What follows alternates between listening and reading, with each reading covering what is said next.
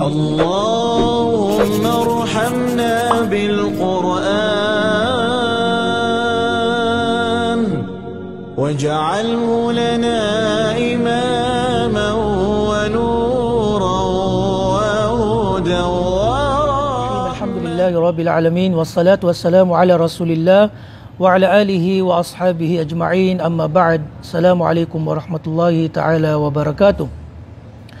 Mga minamahal at ginagalang kong mga kaibigan at mga kapatid sa relihiyong Islam, atin na naman pong ipagpapatuloy ang pagtatalakay sa aklat ni Sheikh Shalih Al Fawzan, ang kanyang aklat na Al-Mulakhas Al-Fiqhi Volume 1 bilang aklat na ating dinidiscuss, tinatalakay, pinapaliwanag sa ating subject na fiqh, at ito nga ang ikalimang episode.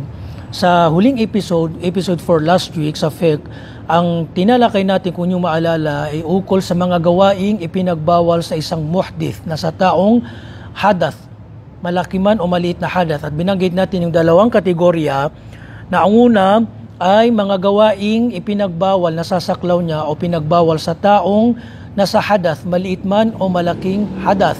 Ikalawang kategorya ay tinalakay natin yung dalawang gawain na natatanging ipinagbawal lamang sa taong nasa hadath na malaking hadath at hindi kasaling maliit na hadath. Ngayon sa page 23 ng aklat na ito, ito ang ating tatalakayin sa araw na ito. Sabi ng ating Sheikh, Babun fi adabi qada'il haja. Pintuan o kabanata hinggil sa mga mabubuting kaasalan sa paggamit o pagpasok sa palikuran o CR. Pintuan o kay mga mabubuting kaasalan, magandang katangian sa pagtugon sa tawag ng pangangailangan. Ito yung paghihi o pagdumi. So mayroong mga adab, mga sunnah na o pamamaraan, mabuting kaasalan ay tinuro sa atin ng mahal na propeta sallallahu alaihi wasallam kapag tayo ay gagamit ng o papasok sa palikuran o di kaya tutugon sa tawag ng pangangailangan, at ito ang paghihi o di kaya pagdumi. So ito yung nagpapahiwatig ng kagandahan ng relihiyong Islam na maging sa paggamit o pagpasok ng CR ay tinuruan tayo ng Islam kung anong dapat o mainam, kaaya-ayang kaasalang, kaaya-ayang katangian o adab na kailangan nating sundin. Kaya nga sabi ng ating Sheikh, bilang panimula bago niya banggitin yung mga adab po, sabi ng ating Sheikh, tandaan natin, anna dinana kamilul mutakamil. Ang ating relihiyong Islam ay ganap at kompleto sa lahat ng aspeto nito. Ma taraka shay'an mimma yahtajuhu an-nasu fi dinihim wa dunyahum illa bayyanahu. Walang iniwan sa atin, walang iniwan na bagay na kinakailangan ng sangkatauhan sa kanilang relihiyon o di kaya sa kanilang makamundong bagay, iliban na lamang na tinuruan tayo ng relihiyong Islam. Gagawa ka ng pagsamba, mag-hajj ka, mag-ayuno ka, gagawa ka ng muamalat, pakikitungo sa ibang tao, halimbawa ng transaction, pagtitinda, buy and selling, mag-aasawa, mga ahkam ng panganganak, mga karapatan, at ibang pang mga aspeto. Lahat ng aspeto ng buhay ay mayroong panuntunan, alituntunin, batas na itinuro sa atin, ipinahayag ng relihiyon, pinahayag sa atin ni Allah subhanahu wa ta'ala at ng kanyang sugo, ang mahal na propeta sallallahu alaihi wasallam. At kabilang nga dito ay ang adab qada'il haja. Kabilang dito ay ang mga mabubuting kaasalan sa paggamit ng CR o palikuran. So ito yung tumutukoy, nagpapakita na ang Islam ay nag-uutos ng kabutihan sa lahat ng aspeto nito. Maging ang paggamit, pagpasok sa isang lugar na itinuturing natin na marumi, ay tinuruan pa tayo ng relihiyong Islam kung ano yung magandang kaaya-ayang gawain o kaaya-ayang kaasalan na dapat nating gawin. Ngayon, umpisahan natin yung mga ilan sa mga adab, mga mabubuting kaasalan sa paggamit ng palikuran. Sabi ng ating Sheikh, Kapag ang isang Muslim ay papasok sa tinatawag na CR, palikuran, mustahab o sunnah na kanyang sambitin ang Bismillah bago siya papasok. Bago siya papasok, sasabihin niya yung Bismillah, hindi yung kapag nakapasok na siya. Dapat ay bago pa lang siya papasok sa palikuran, ay sasabihin niya yung Bismillah at ang dua na a'udhu billahi minal khubthi wal khaba'ith. Ako ay nagpapakupkup sa ngalan ni Allah, ako ay nagpapakupkup kay Allah mula sa mga jin na kalalakihan at mga jin na kababaihan. Al-khubuth, mga kalalakihang jin. Al-khaba'ith, ang mga kababaihang jin. Dahil nga mayroong isang hadith na nabanggit daw, na inulat ng ilang mga sahaba, na sinabi ng mahal na propeta sallallahu, kapag ang isang alipin, isang Muslim, pumasok siya sa CR at sinambit niya, binasa niya o sinabi niya itong dua na ito, ay matatakpan ang paningin ng mga jin mula sa aura ng tao na ito. Ibig sabihin, pag sinabi mo itong dua na ito, ay hindi makikita ng mga jin ang iyong aura kapag ikaw ay pumapasok sa CR. Pag sinambit mo itong Bismillah, A'udhu Billahi Minal Khubuthi Wal Khaba'ith. So, napakahalagang dua ito mga kapatid, na huwag nating kaligtaan kapag tayo pumapasok sa CR para hindi nakikita ng mga jin ang ating mga aura habang tayo nasa loob ng palikuran. So, ito yung unang adab. Pangalawa, sabi ng ating Sheikh, kapag siya ay papasok sa CR, sunnah na kanyang unang ihakbang ay ang kaliwang paa. At samantala kapag siya ay lalabas, ito yung ikatlo, ang una niyang ilalabas ay ang kanang paa. Bakit? Dahil sabi ng ating mga scholar, ang kaliwang paa ay kadalasang ginagamit sa hindi kaaya-ayang gawain. Samantala kapag yung mga gawain, yung mga lugar na kaaya-aya, ang unang ipapasok ay ang kanang paa. Halimbawa sa masjid, at ito yung lugar na sinasamba natin dito si Allah subhanahu wa ta'ala, ang sunnah na kapag tayo ay papasok, ang unang hiyakbang natin sa masjid ay kanang paa. Kapag tayo lalabas, kaliwang paa ang unang ihakbang. Samantala sa CR, ang unang ihakbang ay kaliwa kapag ikaw ay papasok. Ano yung dahilan? Yun na ngayon nabanggit natin, sabi ng ating Sheikh, na dahil ang kanan ay kadalasan ginagamit sa mga kaaya-ayang gawain, samantalang kaliwa ay kadalasan ay ginagamit sa mga maruruming o hindi kaaya-ayang gawain o kaya maruruming lugar. So yun ang hikmah, wisdom, karunungan kung bakit kapag tayo ay papasok sa CR, ang unang hiyakbang natin ay ang kaliwang paa. Dahil nga ang CR, alam natin na ito ay isang maruming lugar. Dahil dito nga tayong umiihi o di kaya nagdudumi. So yun ang hikmah. So ito yung ikaapat na adab, no? Bismillah, A'udhu Billahi Minal Khubuthi Wal Khaba'ith, kaliwang paa, kapag siya ilalabas, kanang paa. Okay? Ikaapat daw na sunnah, kapag siya nakalabas na ng CR, sasambitin niya itong dua na ito. Ghufranaka, alhamdulillahilladzi adhaba 'anni al-adha wa 'afani. Ghufranaka, o Allah, patawarin niyo po ako. Alhamdulillah, pagpupuri kay Allah na siyang nagtanggal sa akin ano pa mang kapinsalaan at ginawa niya akong matiwasay. Yun ang ibig sabihin ng dua. Ngayon, hindi nabanggit ng ating Sheikh dito, at ito ay para sa inyong kaalaman, general information. Kung tanungin tayo, bakit natin sinasambit, ito'y tinalaki ng ating mga eskola dahil ito'y hadith, Ghufranaka, alhamdulillah, ila akhir. Ito'y nabanggit sa isang hadith. Ngayon, ano yung hikmah kung bakit tayo humingi ng kapatawaran kapag tayo pumasok ng CR? MashaAllah. So ito yung isang kaalaman to na kailangan nating pagmuni-muni, pagnilay-nilayan. Bakit daw natin? Bakit? Itinuro ng mahal propeta na kapag tayo lumabas ng CR, sasabihin natin yung Ghufranaka. Ano yung munasaba? Ano yung napapaloob na hikmah dito? Okay, mayroon ba tayong ginawang kasalanan sa loob ng CR? Pagdumi, ito ay ipinahintulot, ito ay mubah. Bakos minsan kinakailangan, at ito ay wajib, kailangan mong ilabas. So bakit, anong meron, bakit tayo nagsasabi ng Ghufranaka? Ayon sa mga scholar, ito yung kabuuan niya. Dahil binapaalala sa atin na kapag nang tayo ay nagdumi, nilabas natin yung ihi at yung dumi, no? Yung dumi, at ito'y karumihan ng katawan, pinapaalala sa atin at nagpapasalamat tayo kay Allah dahil tilanggal niya to. Kaya humingi tayo ng kapatawaran kay Allah na naway maging ang mga kasalanan na pasampasan natin ay naway ipatawad at tanggalin din sa atin ni Allah subhanahu wa ta'ala. Allahu Akbar. So yun ang hikmah.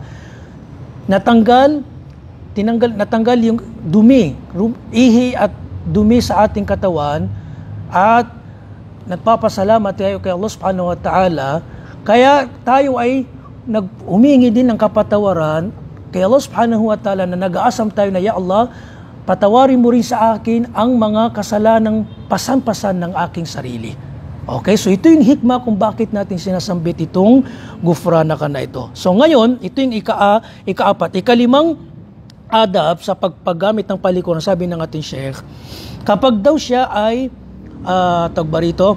gagamit o di kaya tutugon sa tawag ng pangangailangan at itong pag-ihi at pagdumi sa lugar na walang CR, walang palikuran. Like for example, naglalakbay siya sa disyerto at kinakailangan niya niyang ilabas dahil minsan pag hindi ka umihi ay makakapinsala, nagdudulot ng sakit. So ano yung gagawin niya? Sabi ng ating Sheikh, isa sa mustahab, kaaya-ayang gawain ay pumunta siya sa lugar na walang makakakita sa kanya. Kung kaya niyang tiisin na makahanap ng CR, pero minsan kasi sa mga disyerto, minsan ilang kilometers, 100 kilometers bago ka pa makakarating ng gas station, so minsan sumasakit na.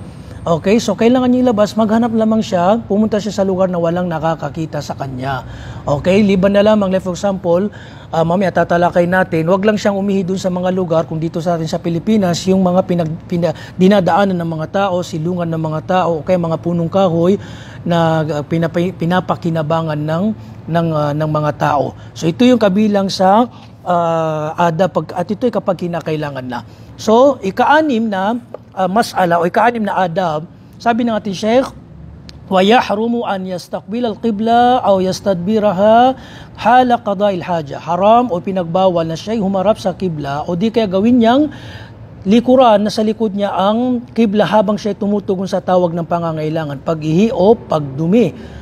Okay, pinagbawal daw na gawin nating harapan o di kaya nasa likod natin ang kibla. Ito ay haram dahil merong nabanggit na hadith ng mahal na propeta sallallahu alaihi wasallam. Pero may masala dito, usapin no, na kailangan nating talakayin, maintindihan at maunawan dahil ito ay masala khilafiyya. Kabuuan nito mga kapatid, mayroong dalawang kalagayan. Okay, gawin kong mas madali sa inyo para maunawaan nyo at hindi na natin tatalakay ng detalye kasi mas magkakaroon kayo ng kalituhan, babanggitin natin yung madhab, yung mga dalil. So magbibigay lang tayo ng kabuuan nito. Okay, may dalawang kalagayan. Unang kalagayan, pagdumi o pag-ihi sa lugar na walang haram. Okay, walang gusali, walang harang na yung pag-CR. Like for example, disyerto. Okay, dito, itong unang kalagayan, ito yung pinagbawal, nasasaklaw ng hadith na ipinagbawal na ikaw ay humarap sa kibla o kaya gawin mong likuran ang kibla kung ikaw ay nagdudumi, umiihi sa lugar o sa lugar na walang harang. Like for example, disyerto yung kaninang tinalakay natin. Ito talaga yung nasasaklaw, kahulugan ng hadith na ipinagbawal na gawing harapan ang kibla o kaya nasa likod ang kibla. Samantala, kung ikaw ay umihi nag-CR, okay, gumamit ng umihi o nagdumi sa loob CR, merong harang talaga katulad ng nasa bahay sa mga bahay natin o kaya pampublikong CR, kahit pa ito ay nakaharap sa kibla o di kaya nasa likod niyang kibla, ito ay pinapahintulot dahil nga meron na siyang harang. Ang dalil dito, bakit hindi ito nakapasok? Dahil merong isang hadith na iniulat, isinalaysay ni Ibn Umar radiyallahu anhu, Ibn Umar radiyallahu anhuma, na si Abdullah, na siya'y pumunta sa kanyang kapatid na si Hafsa na asawa ng mahal na propeta sallallahu alaihi wasallam, at nang siya pumasok sa kanyang bahay at yung kanilang CR, although mayroon siyang harang pero nakita niya yung ulo ng mahal na propeta na habang siya ay tumutugon sa tawag ng pangangailangan ay nasa likuran niya ang kibla. So ito din dalil, malakas na dalil, maliwanag na dalil na kapag may harang ay pinapahintulot na kahit ikaw ay nasa likuran mo, nasa harapan mo ang kibla. Okay? Pero kapag ikaw ay ihi, magdudumi sa lugar na walang CR, walang harang, haram na ikaw ay humarap sa kibla. Pero mga kapatid, meron lang akong kunting kaalaman dito na kapag, like for example, ng isang tao, kaaya-aya, para makalabas siya, no, maiwasan niya itong khilaf na ito, khurujan minal khilaf, kapag ikaw ay gagawa ng bahay, o di kaya pati mga masjid natin, no, ito ay kinakailangan na sinasanggun natin sa mga scholar. Kapag tayo gagawa ng bahay, o di kaya ng masjid, pagbutihin natin, pagsikapan natin, yung ating CR ay huwag makaharap o huwag nasa likod niya ang kibla.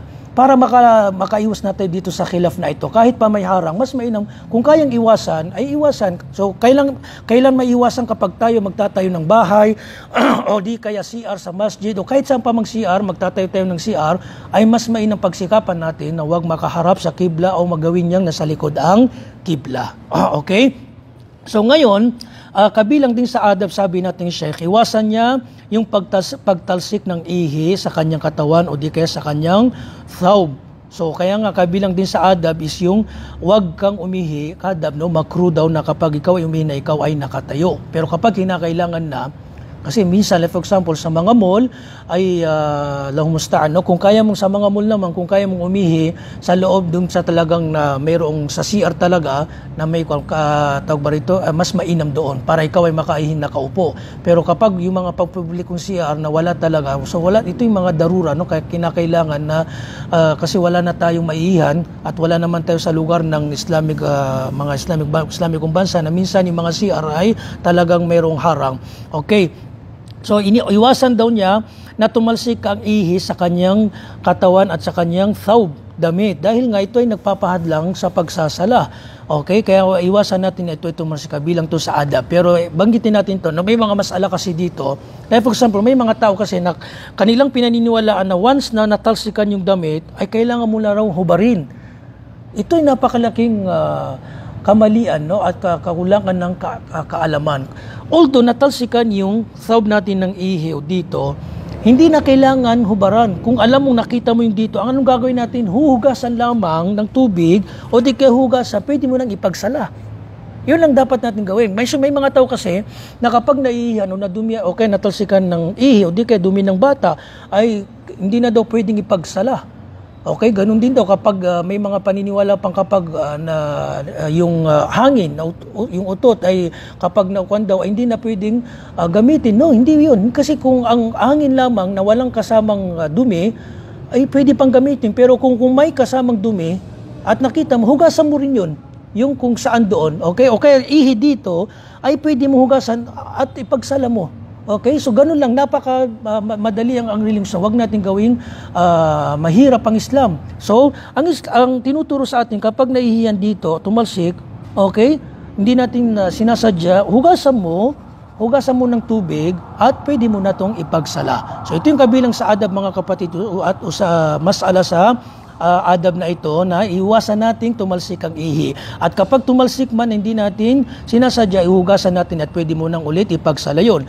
Kabilang din sa adab na nabanggit ng ating Sheikh, siguro ikapito o ikawalo na ito, ay laya juice. Bawal daw na hawakan natin yung masilang parte ng katawan, na yung masilang parte ng ating katawan, nang ihawak natin ay ang kanang kamay. So, anong gagawin natin sa paghugas ng yung dalawang labasan ng dumi, na ihi at dumi ay ang kaliwang kamay. Ganun din, nakabilang sa ipinagbawal, yun na nabanggit natin kanina, na ipinagbawal yung pagtugon, paghi, pagdumi sa mga daanan ng tao. Nabanggit ito sa hadith na mal'un. Okay, na sinusumpa daw yung mga taong ganito kasi nakakapinsala sa ibang tao, yung mga daanan nila, o di kaya sa silungan nila, o di kaya mawari dumiya hihim. Ito rin, mahalaga rin to. Like for example, daanan, lagusan o daanan ng tubig, ng kanilang tubig. Kaya nga ipinagbawal, although ang ilog, may maliit na ilog, okay, nandun ka, yung bahay nyo, tapos alam mong may gumagamit sa unahan ng ilog na ito na ginagamit nyo doon, ay may mga tao gumagamit, nakikinabang din. So wag kang wag niyong iniihiyan at nagdudumi doon dahil subhanallah umaagos dito at nagagamit nila yung maaaring nagagamit nila yung mga maduduming itinatapon niyo doon. So ito ay ipinagbawal din sa relihiyong Islam. Kaya nga din pinagbawal din yung pag-ihi sa lugar o kaya sa isang, like for example, swimming pool na hindi dumadaloy. Dahil subhanallah nakakapinsala din to sa mga tao. So ito ay haram na ipinagbawal ng ating relihiyong Islam. Kabilang din po sa mga adab ay bawal na ikaw ay pumasok sa CR na mayroong pangalang Allah at yung kanyang mga pangalang Allah at yung mga iba pang pangalan ni Allah. So ito'y pinagbawal. O di kaya dhikrullah. Kaya pa mang mga mayroong pangalan si Allah, dhikr, o di kaya Quran, mga ayat, pinagbawal din na yung ipasok sa CR. Ang tinutukoy natin dito na Quran is yung Quran mushaf o di kaya libro na may mga ayat o di kaya tafsir. Ang cellphone naman, application, ay ito ay maaari. Kasi ang application, kung inyong maalala, ay tinalakay din yata natin ito sa naunang episode kasi ang cellphone inalintulad ng ating mga scholar nakatulad ng memory sa ating ulo, sa ating akal na parang hindi naman natin to ino-open, katulad din ng application sa Quran, sa Quran application sa cellphone. Ang mahalaga, wag mong bubuksan. Ang tinutukoy natin ditong Quran na wag ipasok, like for example, yung notebook na mayroong aya, o di kaya Quran mismo, o di ka kahit ano pa mang aklat na mayroong aya, mayroong salitang Allah, ay ipinagbawal. Ganun din, ipinagbawal, makruh na ikaw ay nagsasalita habang ikaw ay nasa loob ng CR, no? Maliban na lamang kapag kinakailangan na, lubos na kinakailangan ng magsalita o tumugon. Kapag may kumakatok sa'yo, kung kaya mong hindi magsalita, ipaalam mo lang na ikaw ay nasa loob, mas mainam. Ganun din na ipinagbawal din, yun na nga yung pagsasalita o pagdidikar din, pagdidikar habang ikaw ay nasa loob ng CR. So ngayon, tinalakay ng ating Sheikh, no, kabilang din sa sunnah na kapag ikaw, ito ay wajib na kapag pagkaraan mong umihi magdumi, uhugasan mo ng tubig. Ito yung tinatawag na istinja. Meron tayong tinatawag na istinja, istijmar. Ang istinja, paggamit o kaya paglilinis, no, ng ihi at dumi sa pamamagitan ng paggamit ng tubig. Ito yung tinatawag na istinja. Ang istijmar ay ang paglilinis sa pamamagitan ng bato o di kaya tissue o kaya papel, tela. Ito yung tinatawag na istijmar. Gagamitin natin ng istijmar kapag walang tubig. Kung may tubig, no, mas mainam talaga, kailangan talagang tubig dahil ang tubig ay mas lubos na nakakapaglinis. Okay. So ito yung tinatawag na istinja at ang istijmar. Ang istijmar, kabilang sa panutunan ng istijmar, kailangan daw ay ito ay witr. Ano yung ibig sabihin ng witr? Odd number, 3, 5, 7, hanggang sa ito ay makapaglinis. Makikita mong natanggal na talaga. Kapag walang tubig, tissue ang gagamitin mo, gagawin mong witr, 3, 5 yung pagpahid hanggang sa maramdaman mo, mapagtanto mo na wala nang natirang dumi sa labasan ng dumi at ihi. So ito yung kabilang sa mga adab sa paggamit po ng palikuran. So ang istinja, sabi natin Sheikh, tandaan natin ang istinja paghuhugas, yung paghuhugas sa ihi at dumi ay kabilang sa kondisyon ng wudu. So, dito yung natalakay natin na kapag ang tao ay umihi o kaya nagdumi, kailangan niya talagang hugasan dahil hindi matatanggap ang wudu ng isang tao na siya'y nagwudu na hindi nagugas ng ihi o di kaya nagdumi. Pero, ang isa sa masala rin to, kapag isang tao mag-ablusyon po at hindi niya na kailangan umihi, hindi siya nakakaramdam ng ihi o pagdumi, pwede siyang dumiretsong mag-ablusyon.